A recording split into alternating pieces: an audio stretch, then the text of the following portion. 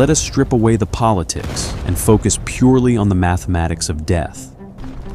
On February 25, 1991, a $5 billion network of the most advanced phased array radars on Earth was completely outsmarted by a cheap digital clock.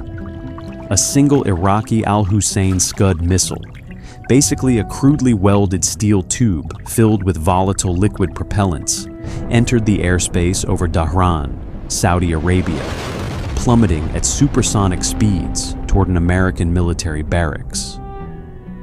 The Scud is not a precision instrument. It is a clumsy, aerodynamically unstable ballistic cylinder that wobbles violently as it re-enters the dense layers of the Earth's atmosphere, shedding strips of its own metal skin due to extreme atmospheric friction and thermal stress exceeding 2,000 degrees Celsius. The Patriot PAC-1 missile defense system, a marvel of aerospace engineering, originally designed to track highly agile but structurally stable Soviet fighter jets, detected the incoming thermal signature immediately. The radar locked onto the descending mass of superheated steel. The algorithms processed the trajectory, but instead of launching a Mach 5 interceptor, equipped with a high explosive fragmentation warhead, to shatter the threat in the upper atmosphere, the system simply deleted the target from its active memory bank and went back to scanning empty space. 28 American soldiers were killed instantly when the 1-ton high explosive warhead detonated directly on their corrugated metal barracks, sending lethal shrapnel tearing through the compound. This catastrophic failure was not caused by sophisticated enemy electronic warfare, nor was it a mechanical hydraulic jam in the launch canister. The entire defense perimeter collapsed because of a floating point truncation error buried deep inside the tracking software architecture. A rounding discrepancy of exactly 0.343 seconds in the system's internal clock created a phantom physical gap of 600 meters in the night sky, causing the world's deadliest tracking system to willingly blind itself. To understand how a microscopic data anomaly paralyzed a massive mechanical beast, we must first execute a volumetric cross-section on the brain of the operation. Let us render the AN/MPQ-53 phased array radar system, making the reinforced steel outer chassis and the heavy-duty hydraulic cooling pumps fully transparent. This exposes the dense honeycomb network of exactly 5,161 individual emitting elements arranged on the primary antenna face. Unlike older mechanical radar dishes that must physically rotate on a heavy steel gimbal to sweep the sky, this passive electronically scanned array steers its electromagnetic beams purely through phase shifting. It manipulates the interference patterns of radio waves, shifting frequencies in fractions of a millisecond to paint and track multiple high-velocity bogies simultaneously without moving a single mechanical gear. However, continuously blasting a supersonic target with concentrated radar energy requires massive computational power and generates extreme thermal loads that can melt the internal copper wiring. To optimize processing efficiency and conserve thermal capacity, the Patriot system utilizes a highly restrictive predictive algorithm known as a range gate. Think of it as a localized, three-dimensional digital box generated in the upper stratosphere. When the radar first detects a high-altitude target, it calculates its exact spatial coordinates, its aerodynamic drag coefficient, and its raw velocity vector.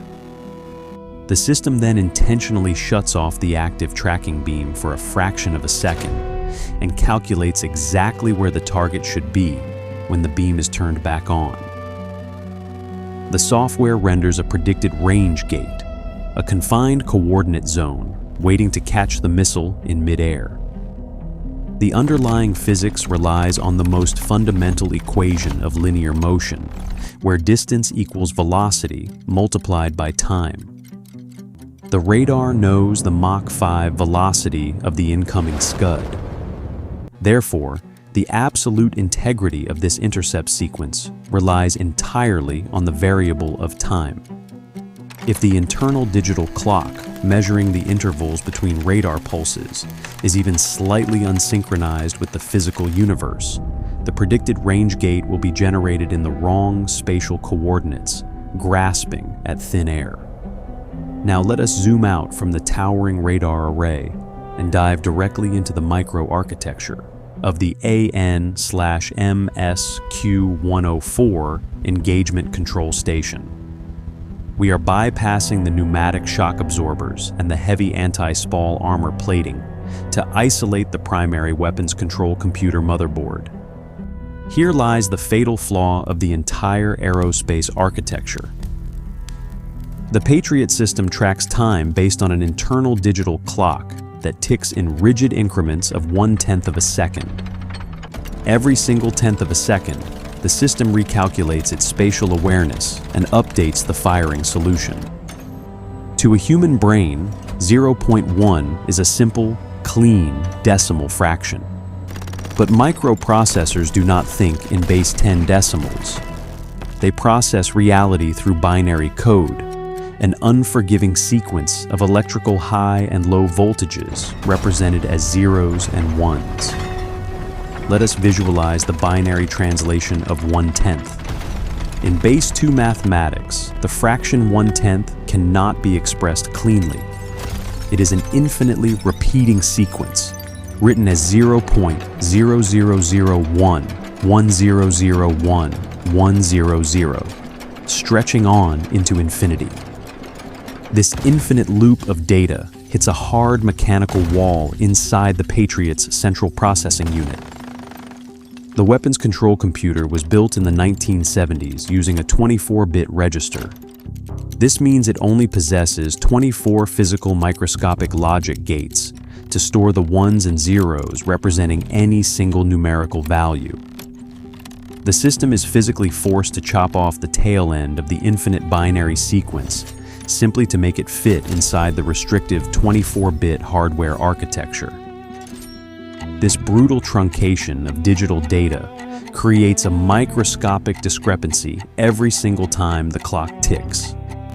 Specifically, the system loses exactly 0.00000095 seconds of real-world time for every tenth of a second it records. In a controlled laboratory test lasting a few minutes, this nanosecond data hemorrhage is completely negligible. The interceptor would still hit the target, but war is not a controlled laboratory. By the time the Iraqi Scud penetrated the Dhahran airspace on that fateful night, this specific Patriot battery had been left powered on and running continuously for 100 consecutive hours. Let us do the lethal math. 100 hours equals 3,600,000 tenths of a second. Multiply that immense figure by the microscopic truncation error of 0.00000095 seconds. The result is a compounding temporal drift of 0.343 seconds. The brain of the Patriot system was now living 1/3 of a second in the past. Let us split the visual field into two parallel realities to witness this mechanical tragedy unfold. On the left side of the screen, we render the raw, unforgiving physical universe. A 1-ton Iraqi Al-Hussein Scud missile is plummeting through the dense layers of the stratosphere at a terminal velocity of roughly 1,700 meters every single second. The friction generated against the atmosphere is peeling the crude Soviet-era paint off its casing, heating the nose cone to temperatures exceeding 2,000 degrees Celsius. This is not a precision strike weapon. It is a wildly inaccurate, aerodynamically compromised cylinder of welded steel. As it re-enters, the missile wobbles violently, shedding heavy strips of its own metal skin due to the immense thermal stress and uneven weight distribution caused by the sloshing of unburned liquid propellants in its tanks.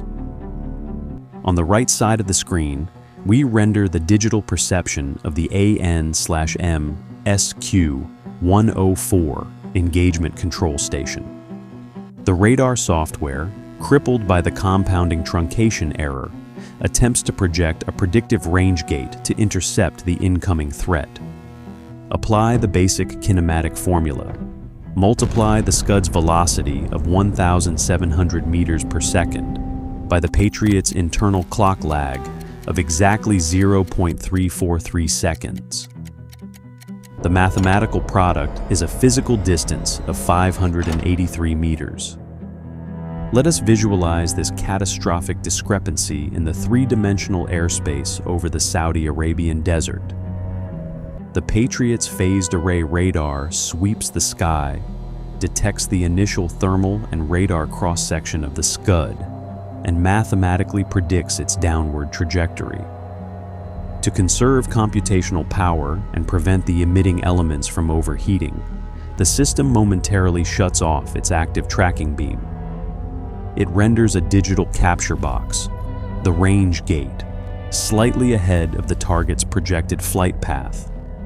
But because the system's brain is living 1/3 of a second in the past, it projects this tracking gate almost 600 meters behind the actual physical location of the falling warhead. When the radar pulses its electromagnetic energy back into that specific cubic volume of space to confirm the target lock, the invisible radio waves hit absolutely nothing. The tracking gate is completely empty. The Scud has already passed through that exact spatial coordinate 600 meters ago. Now, observe the fatal logic loop of the central processing unit. The Patriot software was explicitly programmed with a rigid filtering algorithm designed to ignore false radar returns, such as enemy electronic jamming, heavy precipitation, or metallic debris. This was meant to prevent the system from wasting million-dollar interceptors on phantom radar echoes. When the tracking beam returns no physical data from within the projected range gate, the software strictly follows its encoded parameters. It categorizes the initial Mach 5 thermal signature as a spurious track, a mere electromagnetic hallucination. Without triggering a single audible alarm or flashing a warning light in the command bunker, the computer silently drops the target from its priority queue. It actively deletes the Scud from its active memory bank.